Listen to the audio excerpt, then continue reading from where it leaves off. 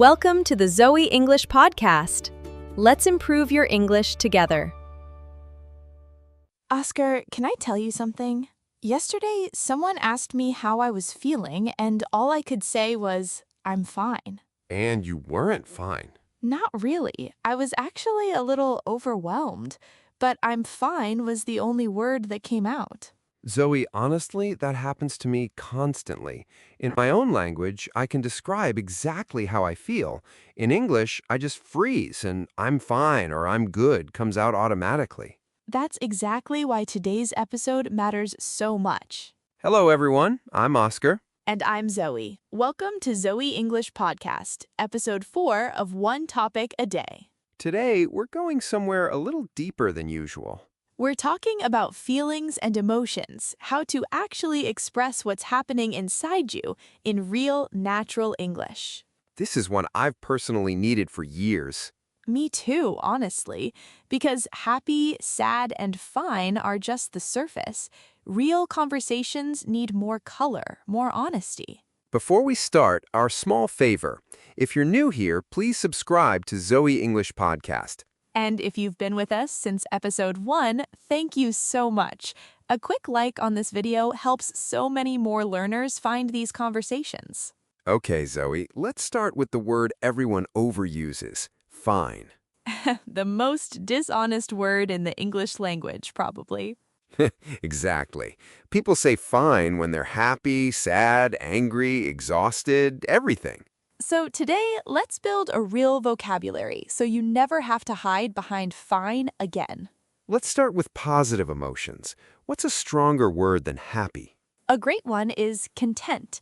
It means calm and satisfied. Not extremely excited, just peacefully happy. I feel content with my life right now. Content. C-O-N-T-E-N-T. That's a beautiful, quiet kind of happiness. Exactly. Then there's thrilled, which is much stronger than happy.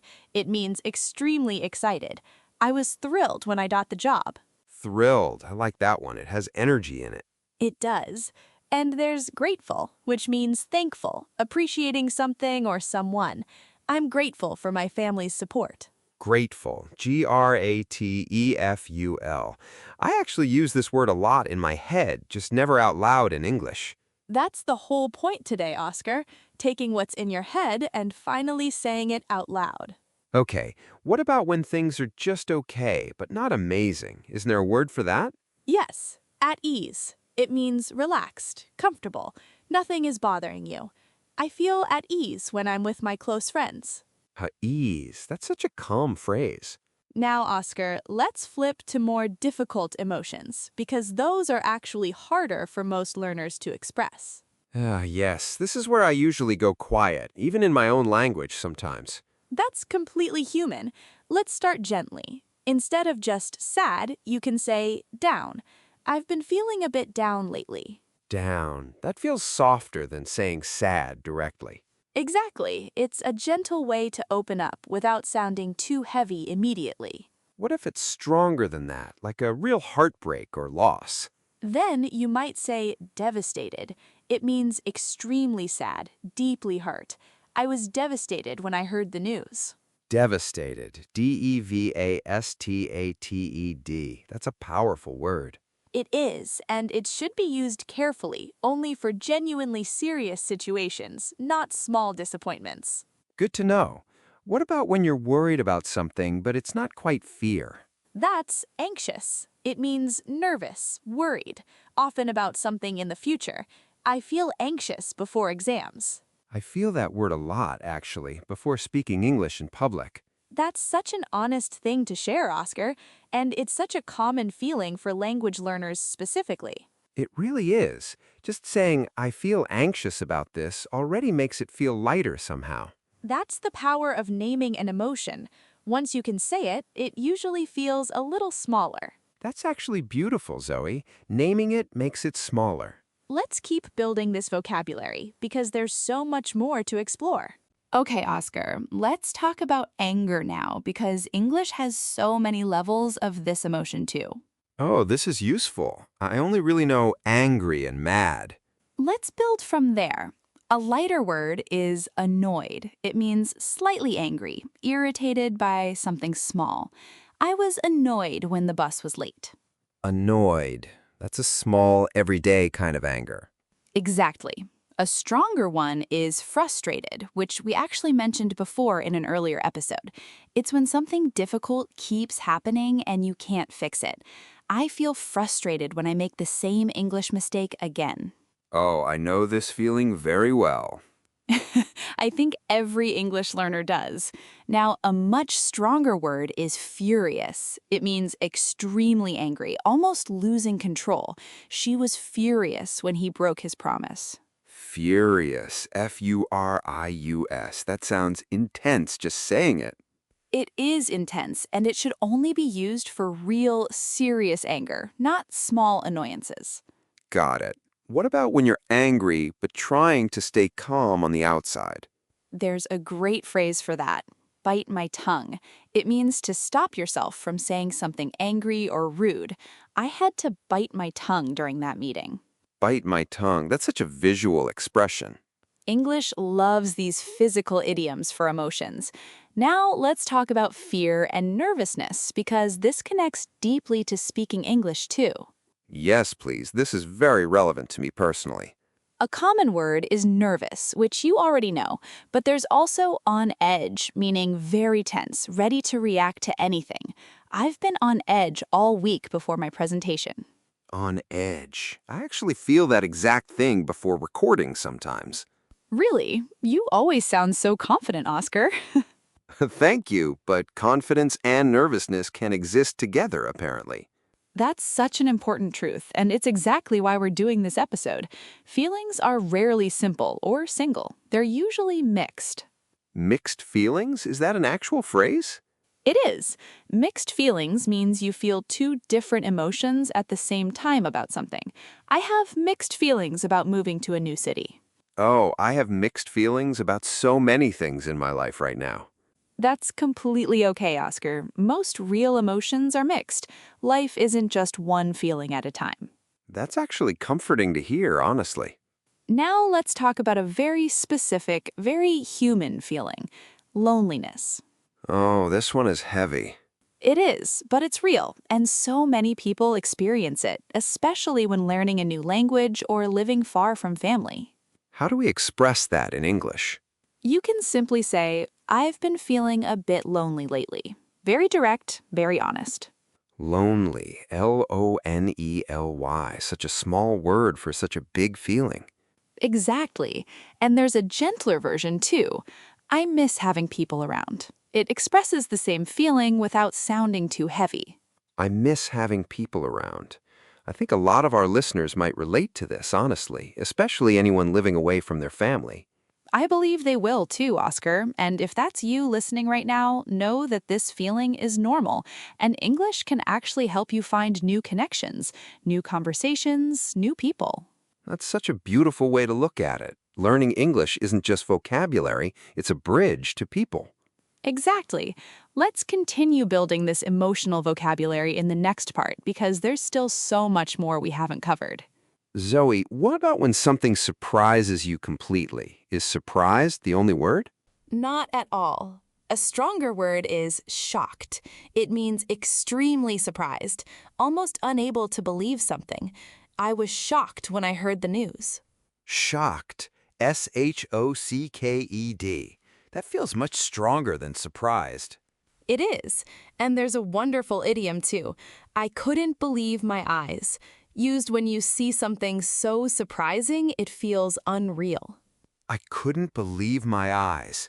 I love how visual that phrase is. English really does love these physical, sensory expressions for emotion. Now, what about pride? A feeling we don't talk about enough. Ooh, I really like this topic. What's a natural way to say it? The simplest is, "I'm proud of myself," or "I'm proud of you," when it's about someone else. I'm proud of you, Zoe. Just practicing. Thank you, Oscar. That actually felt genuinely nice to hear. I mean it, though. This episode is really special. It really is. There's also a sense of accomplishment, a slightly more formal phrase, meaning the feeling of pride after achieving something difficult. Finishing that project gave me a real sense of accomplishment. Sense of accomplishment. That sounds perfect for finishing something like a big project or even finishing an English course. Exactly. And speaking of that, let's talk about embarrassment, because it's such a universal feeling. Oh, I have so many embarrassing English stories. Share one, Oscar. Once, I meant to say I was stuffed after a big meal, but I said something completely different and the whole table just stared at me. Oh no, that's exactly the kind of moment we mean by I felt so embarrassed. Embarrassed. Embarrassed. Yes, that word has followed me my whole English journey. And that's actually beautiful, Oscar, because feeling embarrassed and continuing anyway is real courage. There's also a phrase, I wanted the ground to swallow me, for extreme embarrassment. That's such a dramatic, wonderful idiom. It really captures that feeling perfectly. I definitely wanted the ground to swallow me at that dinner table. Now, let's talk about something gentler, comfort and safety. What do we say when we feel emotionally safe with someone? I think you can say, I feel safe with you, or I feel understood. Exactly. And there's a lovely phrase, you can be yourself around them, meaning you don't have to pretend. You can relax completely. You can be yourself around them. That's such a warm phrase. It really is. Emotional English isn't just about naming difficult feelings. It's also about expressing warmth, safety, and connection. This episode is honestly making me want to text my closest friends right now. That's exactly the effect good emotional vocabulary should have, Oscar. It should make you want to actually use it. Zoe, one more important thing. What do we say when we're recovering from something difficult, moving forward emotionally? A wonderful phrase is healing. I'm slowly healing from that difficult time. It shows progress, not perfection. Healing. That word carries so much hope in it. It really does. And there's also, I'm learning to let go, meaning accepting something and moving forward instead of holding on to pain. Learning to let go. That's such a powerful, gentle phrase. It is. And I think it's the perfect note to move into our final part, where we bring everything together. All right, Oscar, let's recap everything we've learned today, because it's genuinely a lot. Let's do it.